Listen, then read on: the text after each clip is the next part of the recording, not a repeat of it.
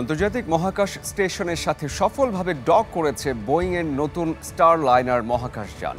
প্রায় ২৭ ঘন্টার ফ্লাইটের পর কক্ষপথে পৌঁছে প্রবীণ দুই মহাকাশচারী ব্যারি বুচ উইলমোর এবং সুনি উইলিয়ামসকে বহনকারী এই মহাকাশযান। মহাকাশ স্টেশনে নেচে গেয়ে উষ্ণ অভ্যর্থনা জানানো হয় তাদের। উষ্ণ আলিঙ্গন ও করতালিতে আন্তর্জাতিক মহাকাশ স্টেশনে স্বাগত জানানো হচ্ছে নাসার একসময়ের ঝানু ও দক্ষ দুই নভোচারী ব্যারি উইলমোর ও সুনিতা উইলিয়ামসকে।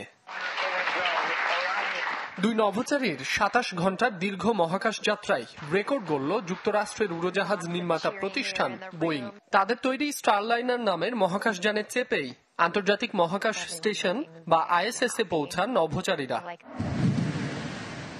এতদিন শুধু ইলন মাস্কের প্রতিষ্ঠান স্পেসএক্স এর নভোযান ব্যবহার করে ISS এ ক্রু ও মালামাল সরবরাহ করা হতো। এবার যুক্ত হলো বোয়িং। ব্যারি উইলমোর ও ভারতীয় বংশোদ্ভূত সুনিতা উইলিয়ামসকে দেয়া হয় পরীক্ষামূলক এই যাত্রার গুরুভার। এতে আপাতত সফল তারা। ব্যারি ও সুনিকে এখানে দেখে আমরা বেশ আনন্দিত। সফলভাবে উৎক্ষেপণ ও ডকিং এর জন্য মিশনের কন্ট্রোল সেন্টারের সবাইকে অভিনন্দন জানাচ্ছি। পরিবার ছেড়ে মহাকাশে এসেছি, তবে আমাদের এখানে আরেকটি পরিবার আছে যারা অসাধারণ। এমন পরিবার পেয়ে নিজেকে ভাগ্যবান মনে করছি।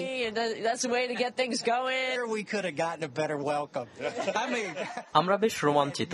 নিচে গিয়ে তারা আমাদের স্বাগত জানিয়েছে। সবাইকে ধন্যবাদ। এর চেয়ে দারুণ অভ্যর্থনা হতে পারে না। আন্তর্জাতিক মহাকাশ স্টেশনের সাথে সংযুক্ত অবস্থায় স্টারলাইনার ও দুই ক্রু সেখানে থাকবেন ৮ দিন।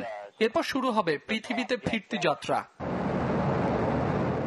বোয়িং স্টারলাইনারের এই মনুষ্যবাহী মিশনের আগে গেল ২০২২ সালে সফলভাবে পরীক্ষামূলক মিশন পরিচালনা করা হয়। সে দফায় অবশ্য সেই যানে মানুষ ছিল না।